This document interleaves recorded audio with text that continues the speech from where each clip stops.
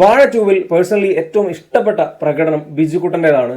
അതിമനോഹരമായിട്ട് ബിജുക്കുട്ടൻ അഭിനയിച്ചു. പ്രത്യേകിച്ചും ഇമോഷണൽ സീനുകളിലൊക്കെ പുള്ളി അതിഗംഭീരമായിട്ട് തന്നെ പെർഫോം ചെയ്തു. ബിജുക്കുട്ടന് ഇന്ന് വരെ ലഭിച്ചിട്ടുള്ള ഏറ്റവും മികച്ച കഥാപാത്രം തന്നെയാണ് വാഴ 2-വിലേത്. മുൻപ് ചെറുതും വലുതുമായ കോമഡി റോളുകളിലൊക്കെ ബിജുക്കുട്ടനെ കണ്ടിട്ടുണ്ട്. പ്രത്യേകിച്ചും അതിൽ നോട്ട് ചെയ്തിട്ടുള്ള ഒരു ക്യാരക്ടറായിരുന്നു ചോട്ടാ മുംബൈയിലേത്.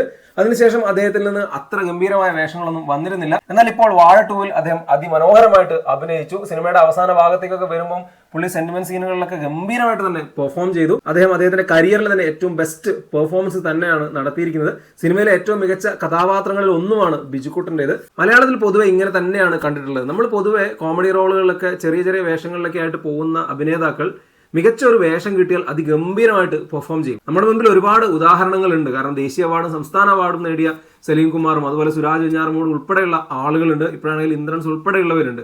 അപ്പൊ ഇതേ ഒരു കൂട്ടത്തിലേക്ക് തന്നെയാണ് ബിജുക്കുട്ടനും പോകുന്നതെന്ന് തോന്നുന്നു. ഇനിയും അങ്ങോട്ട് അദ്ദേഹത്തിന് മികച്ച ഒരുപിടി വേഷങ്ങൾ ലഭിക്കട്ടെ. വാഴ 2-വിൽ പ്രേക്ഷകരുടെ കയ്യടി എന്തായാലും ബിജുക്കുട്ടൻ നേടിയിട്ടുണ്ട്.